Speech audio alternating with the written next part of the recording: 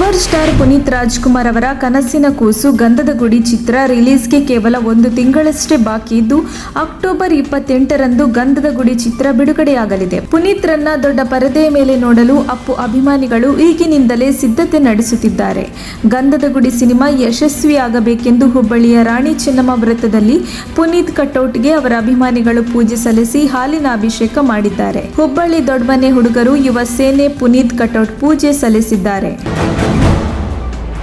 ರಾಷ್ಟ್ರಕವಿ ಕುವೆಂಪು ವಿರಚಿತ ನಾಡಿನ ಹೆಮ್ಮೆಯ ನಾಡಗೀತೆ ಜಯ ಭಾರತ ಜನನಿಯ ತನುಜಾತೆಗೆ ದಾಟಿ ಹಾಗೂ ಕಾಲಮಿತಿಯನ್ನು ನಿಗದಿ ಮಾಡಿದ್ದೇವೆ ಎಂದು ಸಿಎಂ ಬಸವರಾಜ ಬೊಮ್ಮಾಯಿ ಟ್ವೀಟ್ ಮಾಡಿದ್ದಾರೆ. ಸಂಗೀತ ವಿದೂಷಿ ಎಸ್ಆರ್ ಲೀಲಾವತಿ ಅಧ್ಯಕ್ಷತೆ ಸಮಿತಿ ಶಿಫಾರಸು ಮಾಡಿದ ಪ್ರಕಾರ ಮೈಸೂರು ಅನಂತಸ್ವಾಮಿ ರಾಗ ಸಂಯೋಜನೆಯಲ್ಲಿ ಇನ್ನು ಮುಂದೆ ನಾಡಗೀತೆಯನ್ನು 2 ನಿಮಿಷ 30 ಸೆಕೆಂಡ್ನಲ್ಲಿ ಹಾಡಲಾಗುತ್ತದೆ ಎಂದು ಅವರು ತಿಳಿಸಿದ್ದಾರೆ.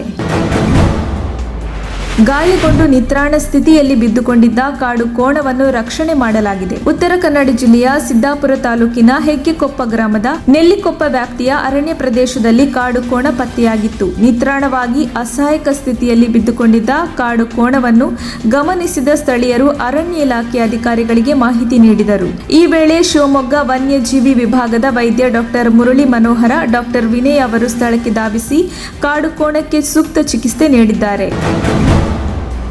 ಕೋನದಾಸಪುರದಲ್ಲಿ ಬಿಡಿಎ ಫ್ಲಾಟ್ಗಳ ನಿರ್ಮಾಣದಲ್ಲಿ ನಡೆದಿದೆ ಎನ್ನಲಾದ ಅಕ್ರಮ ಪ್ರಕರಣಕ್ಕೆ ಸಂಬಂಧಿಸಿದಂತೆ ಮಾಜಿ ಸಿಎಂ ಬಿಎಸ್ ಯಡಿಯೂರಪ್ಪ ವಿರುದ್ಧ ತನಿಖೆಗೆ ಸುಪ್ರೀಂ ಕೋರ್ಟ್ ಮಧ್ಯಂತರ ತಡೆ ನೀಡಿದೆ.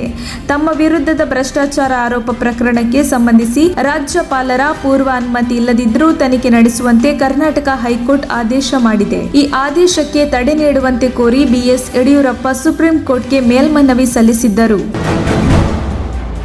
ಚಿಕ್ಕಬಳ್ಳಾಪುರ ಜಿಲ್ಲೆಯಲ್ಲಿ ಲೋಕಾಯುಕ್ತ ಅಧಿಕಾರಿಗಳ ವೇಷದಲ್ಲಿ ಬಂದಿದ್ದ 2 ವ್ಯಕ್ತಿಗಳು ಐಡಿ ಕಾರ್ಡ್ ತೋರಿಸಿ ಎಂದಾಕ್ಷಣ ತಾಲೂಕು ಕಚೇರಿಯಿಂದ ಪರಾರಿಯಾದ ಘಟನೆ ನಡೆದಿದೆ. ಲೋಕಾಯುಕ್ತ ಅಧಿಕಾರಿ ಎಂದು ಪರಿಚಯಿಸಿಕೊಂಡ ವ್ಯಕ್ತಿಗಳು ಬೆಂಗಳೂರಿನಿಂದ ಬಂದಿರುವುದಾಗಿ ಹೇಳಿದ್ದಾರೆ. ತಹಶೀಲ್ದಾರ್ ಗಣಪತಿ ಶಾಸ್ತ್ರಿ ನಕಲಿ ಅಧಿಕಾರಿಗಳ ಬಳಿ ಐಡಿ ಕಾರ್ಡ್ ಕೇಳಿದ ವೇಳೆ ಐಡಿ ಕಾರ್ಡ್ ಹೊರಗಿದೆ ಎಂದು ಹೇಳಿ ಸ್ಥಳದಿಂದ ಪರಾರಿಯಾಗಿದ್ದಾರೆ ಎಂದು ವರದಿಯಾಗಿದೆ.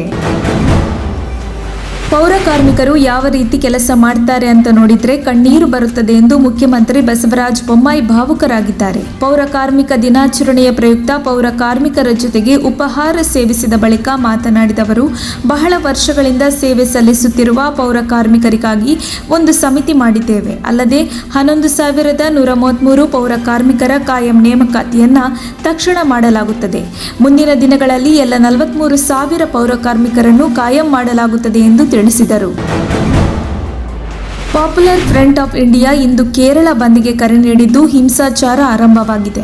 ಹಲವು ಬಸ್ಗಳ ಮೇಲೆ ಕಲ್ಲು ತೂರಾಟ ನಡೆದಿದ್ದು ಬಸ್ ಸಂಚಾರವನ್ನ ಸ್ಥಗಿತಗೊಳಿಸಲಾಗಿದೆ. ಕೇರಳ ರಾಜ್ಯ ಸರ್ಕಾರ ಸಾರಿಗೆ ಸಂಸ್ಥೆಯ ಬಸ್ಗಳು, ಟ್ರಕ್ಗಳು ಮತ್ತು ಖಾಸಗಿ ವಾಹನಗಳ ಮೇಲೆ ಮುಂಜಾನೆ ಕಲ್ಲು ತೂರಾಟ ನಡೆದಿದೆ. ಕಲ್ಲು ತೂರಾಟದಿಂದ ಹಲವು ಬಸ್ ಚಾಲಕರು ಗಾಯಗೊಂಡಿದ್ದಾರೆ. ಕಣ್ಣೂರಿನಲ್ಲಿ ದ್ವಿಚಕ್ರ ವಾಹನದ ಮೇಲೆ ಕಚ್ಚಾ ಬಾಂಬ್ ಎಸೆಯಲಾಗಿದೆ. ಕೊಲ್ಲಂನಲ್ಲಿ ಪ್ರತಿಭಟನಾಕಾರರನ್ನು ಚದುರಿಸಲು ಯತ್ನಿಸುವ ಸಮಯದಲ್ಲಿ 2 ಪೊಲೀಸರಿಗೆ ಬೈಕ್ ಡಿಕ್ಕಿ ಹೊಡೆದಿದೆ.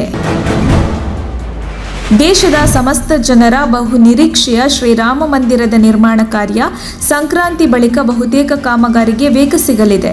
ಕಂಬಗಳನ್ನು ನಿಲ್ಲಿಸುವ ಕಾರ್ಯ ಸಾಗುತ್ತಿದೆ. ದೇವರನ್ನು ಕುಳ್ಳಿರಿಸುವ ಪೀಠದವರೆಗಿನ ಕಾರ್ಯ ಮುಗಿದಿದೆ ಎಂದು ಉಡುಪಿ ಪೇಜಾವರ ಶ್ರೀಗಳು ಹೇಳಿದರು. ಧರ್ಮಸ್ಥಳದಲ್ಲಿ ಶುಕ್ರವಾರ ಸುದ್ದಿಗಾರರೊಂದಿಗೆ ಮಾತನಾಡಿದವರು, ಬಾಲರಾಮದೇವರ ಮೂರ್ತಿಯನ್ನು ಅಮೃತ ಶಿಲೆಯಿಂದ ನಿರ್ಮಿಸುವ ವಿಚಾರ ಮುಂದಿದ್ದು ನೀಲಿ ವರ್ಣವೂ ಅದರಲ್ಲಿ ಒಳಗೊಳ್ಳಲಿದೆ. ಇದನ್ನು ಈಗಾಗಲೇ ಸಭೆಯಲ್ಲಿ ನಿರ್ಣಯಿಸಲಾಗಿದೆ. ಇದಕ್ಕೆ ಬೇಕಾದ ಶಿಲೆಯ ಶೋಧ ನಡೆಯುತ್ತಿದೆ ಎಂದರು. ದೇವಾಲಯಗಳಲ್ಲಿ ಅಂಗಿ ಬನಿಯನ್ ತೆಗೆದು ದೇವರ ದರ್ಶನ ಮಾಡುವುದಕ್ಕೆ ಆಕ್ಷೇಪ ವ್ಯಕ್ತವಾಗಿದೆ. ಇದರ ಫಲಕ ತೆರವಿಗೆ ಮನವಿ ಮಾಡಲಾಗಿದೆ. ಈ ಕುರಿತು ಧಾರ್ಮಿಕ ದತ್ತಿ ಇಲಾಖೆಗೆ ಲಿಖಿತ ದೂರು ಸಲ್ಲಿಕೆಯಾಗಿದೆ. ದಕ್ಷಿಣ ಕನ್ನಡ ಜಿಲ್ಲೆಯ ಸುಳ್ಯ ತಾಲೂಕಿನ ಕುಕ್ಕೆ ಸುಬ್ರಹ್ಮಣ್ಯ ದೇವಾಲಯ, ಕೊಲ್ಲೂರು ಮೂಕಾಂಬಿಕಾ ದೇವಾಲಯದ ವಿರುದ್ಧ ದೂರು ನೀಡಲಾಗಿದೆ. ಮಂಗಳೂರು ರಾಷ್ಟ್ರೀಯ ಪರಿಸರ ಸಂರಕ್ಷಣಾ ಒಕ್ಕೂಟದಿಂದ ಧಾರ್ಮಿಕ ದತ್ತಿ ಇಲಾಖೆಗೆ ಲಿಖಿತ ದೂರು ನೀಡಲಾಗಿದೆ.